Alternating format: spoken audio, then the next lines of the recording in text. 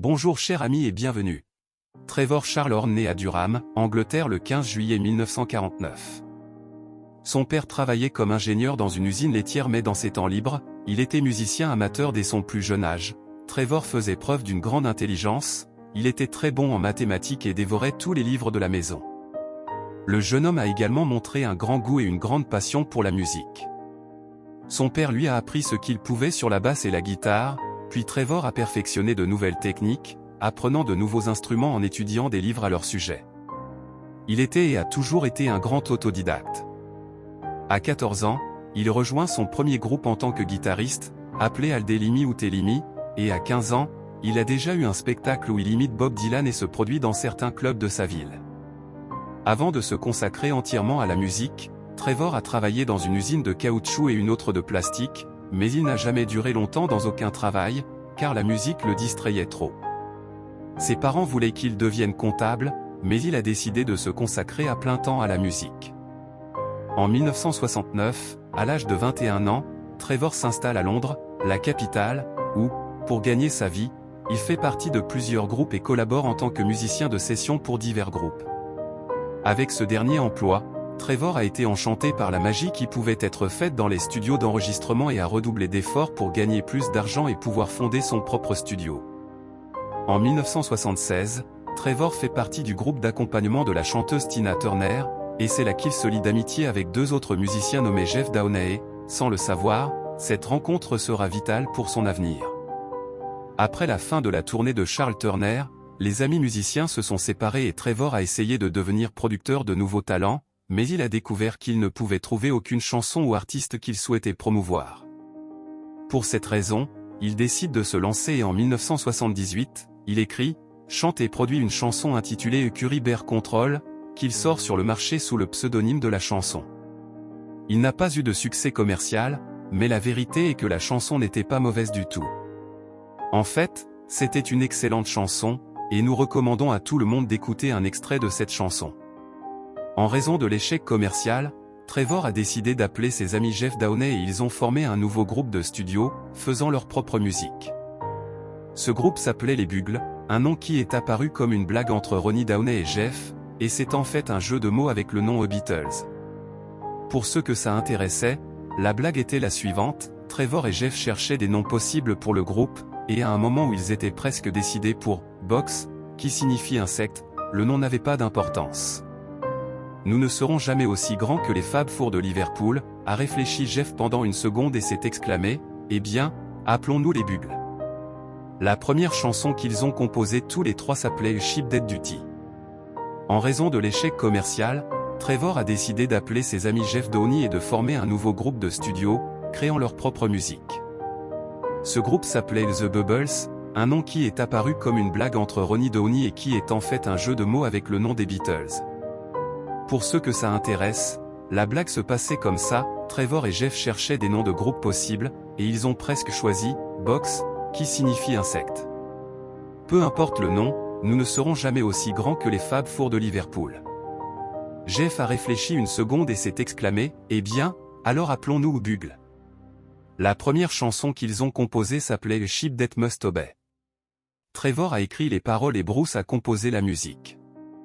Cependant, Trevor a eu l'opportunité de signer un contrat d'artiste solo avec CBS et a fini par abandonner le groupe avant de sortir ce single. Ainsi, The Bugle est passé d'un trio à un duo avant même de sortir leur première chanson. Pendant plusieurs mois, Trevor a continué à affiner la musique jusqu'à ce qu'il sente qu'elle était prête à être un succès. The Way It Is est sorti le 7 septembre 1979, provoquant un impact immédiat en raison de son utilisation innovante et excessive de son synthétisé, de paroles rentables et d'un rythme formidable. La chanson a atteint le numéro 1 des charts britanniques et a atteint la même position dans 16 autres pays, dont la France, l'Espagne, l'Irlande et l'Italie.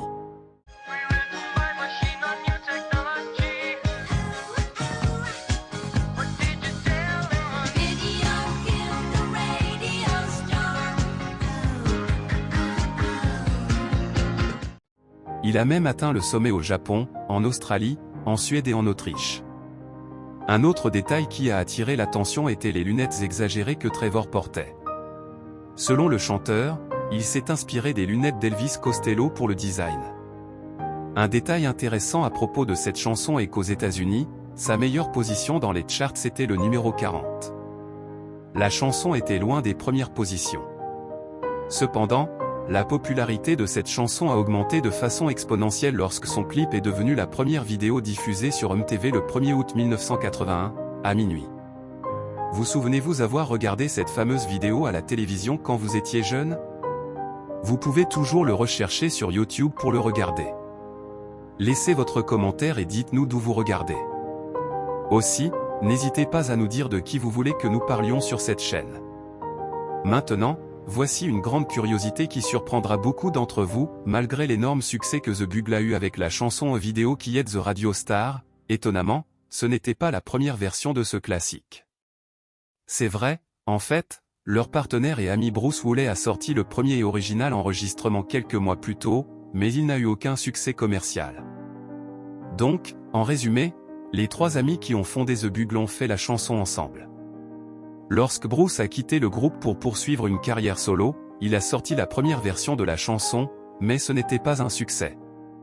Ensuite, Trevor et Jeff ont apporté quelques modifications à la chanson et ont sorti leur propre version, qui est devenue un succès mondial. Étonnamment, vous ne le saviez pas, n'est-ce pas?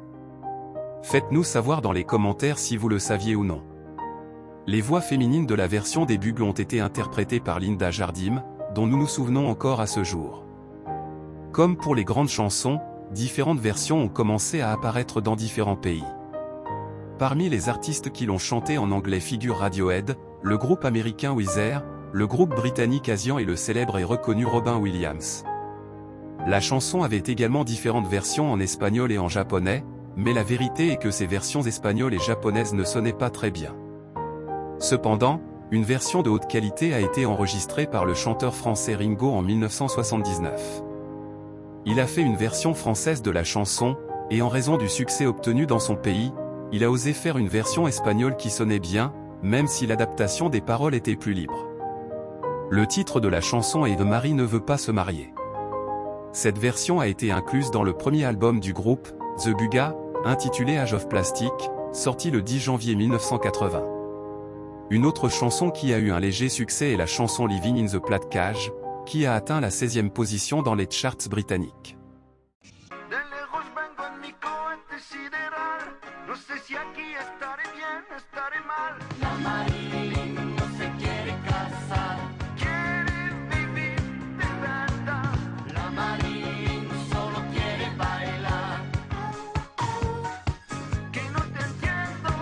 Un fait intéressant à propos de la musique de The Bugle c'est qu'elle mélangeait des sons techno-électroniques et pop pour créer des mélodies hautement technologiques et futuristes, tandis que leurs paroles critiquent la modernité, le mensonge, la manipulation de masse par la publicité, et exaltaient la nostalgie et la simplicité des temps passés.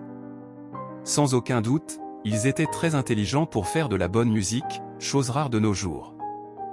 Après leur énorme succès initial, le groupe a commencé à travailler sur son deuxième album, et pendant qu'il le faisait, quelque chose de curieux s'est produit.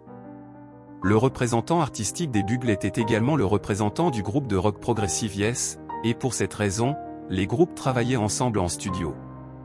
Ils sont devenus de bons amis et ont même échangé des idées sur les chansons qu'ils enregistrent.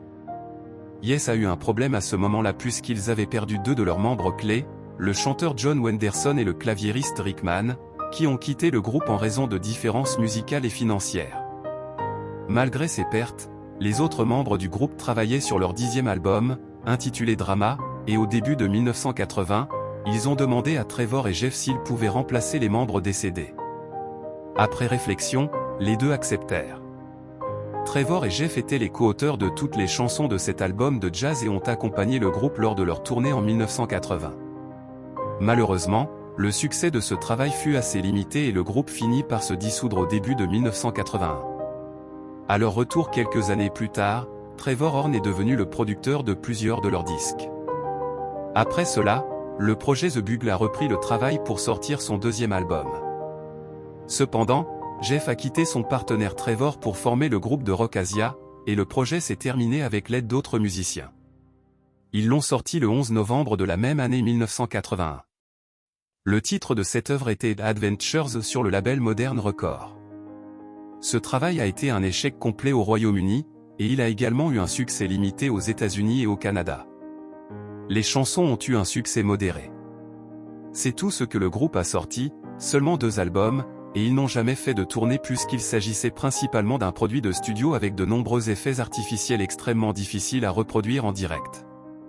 En fait, Trevor a déclaré en 1980 qu'il avait fait les calculs et qu'il faudrait au moins 27 personnes sur scène pour jouer leur grand classique et le faire sonner de la même manière que le disque. Après la dissolution du groupe, Trevor Horn est devenu l'un des producteurs les plus importants de l'industrie musicale dans les années 1980. Il faudrait plus qu'une vidéo complète pour parler de tous les albums et singles qu'il a produits, mais par exemple, il a mixé et produit un tube majeur, Relax de Frankie Goes to Hollywood, l'une des chansons les plus écoutées du année 1980. Le saviez-vous? Il a également produit des albums à succès tels que Grace Jones et les 3 premiers albums du chanteur Ce, dont sa grande chanson.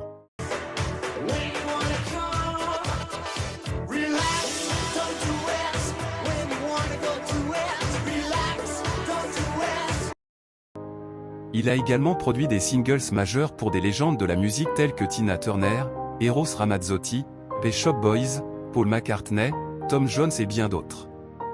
Sans aucun doute, c'est un génie qui a grandement contribué au monde de la musique. Cependant, il a également traversé des moments difficiles dans sa vie. Le plus difficile est peut-être lié à ce qui est arrivé à sa femme en 1980. Trevor a épousé un producteur de musique et le couple a eu 4 enfants. Ils ont eu 2 garçons nommés E et William, et 2 filles nommées Gabriella et Alexandra. Ils ont créé une maison remplie d'amour et de passion pour la musique. Cependant, en 2006, un drame survient qui marquera à jamais la famille. Un jour, le fils de Trevor est rentré tôt de l'université et est allé dans le jardin pour s'entraîner à tirer avec son arme. Le garçon pensait qu'il était seul dans la région et ne s'est pas rendu compte que sa mère était à proximité. L'un des coups de feu a touché sa mère au cou et la balle a touché une artère majeure, provoquant une perte de sang importante en peu de temps. Les secours sont arrivés rapidement, mais le cerveau de sa femme était déjà privé d'oxygène vital depuis plusieurs minutes, entraînant des lésions cérébrales graves et irréversibles. Dans les années suivantes, elle est restée alitée sans possibilité d'amélioration. En 2012, 6 ans après l'accident, Trevor a déclaré « Ma femme est consciente mais incapable de parler, de bouger ou de sourire. La seule expression qu'elle peut montrer est l'inconfort. » 2 ans plus tard, en 2014, après 8 ans au lit, il a annoncé que sa femme était décédée paisiblement dans leur maison à Londres. Elle avait 61 ans et la cause du décès était un cancer agressif. Trevor se souvient d'elle comme d'une source d'inspiration et d'un esprit non conformiste, et elle lui manque profondément chaque jour. Malgré les moments difficiles, Trevor n'a jamais cessé de travailler. Bien qu'il se concentre principalement sur la production d'artistes, il n'est pas rare de le voir dans des programmes et événements spéciaux où il interprète son classique inoubliable, Star, une chanson intemporelle et éternelle qui évoque toujours des émotions. Et ainsi, nous arrivons à la fin de notre vidéo aujourd'hui. J'espère que tu as aimé. S'il vous plaît, laissez un commentaire sur vos réflexions sur ce grand classique de la musique. Aussi, n'hésitez pas à écrire ci-dessous de qui vous aimeriez que nous parlions sur cette chaîne. Merci d'avoir regardé aujourd'hui. S'il vous plaît, abonnez-vous à notre chaîne et à bientôt dans une autre vidéo.